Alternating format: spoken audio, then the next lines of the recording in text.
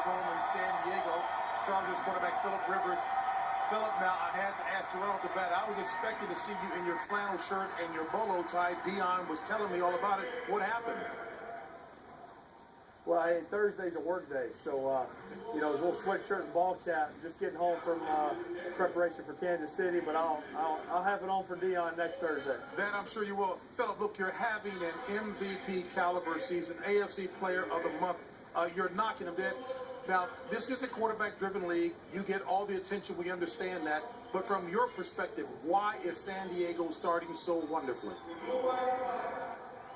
Well, I think it's the best we've prepared as a team, as a collective unit, offense, defense, special teams.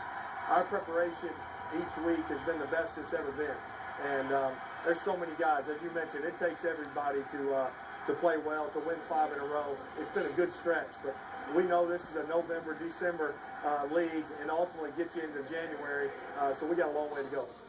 Hey, Philip, it's Coach Cowley here. Listen, 2 years ago, people were saying the best years were behind you. And yet, I would say these last years, maybe you've been your best today. Is this the Frank Wright effect, or is this maybe a different training approach you've taken now at this point in your career? I tell you, it's hard to hear y'all there, that noise in Foxborough, but I didn't think I was done by any means. I had a couple off years where we still did a lot of good things, but what we're doing here offensively, Ken Wisenhunt last year, what Frank Wright's doing this year, it fits our team. The no huddle, the up tempo, all the things we've been able to do. It's exciting. It fits our personnel, and we've been in a good rhythm. Philip, how you doing? This is Crime, man. I'm thinking about Tony Romo, Jason Witten. I'm watching Brady and Gronkowski, but you and Antonio Gates, you guys are on one accord.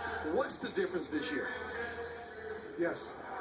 Gosh, I tell you, I'm having a hard time hearing you, but I think we just got off to a better start. We made an emphasis of, hey, we can't wait around to our backs against the wall till we're 5 and 7, till we're, have to win out mentality. Let's have that mentality from the get-go, and we've gotten ourselves. We lost the opener in Arizona to a good Arizona team, and we've strung together 5 in a row now.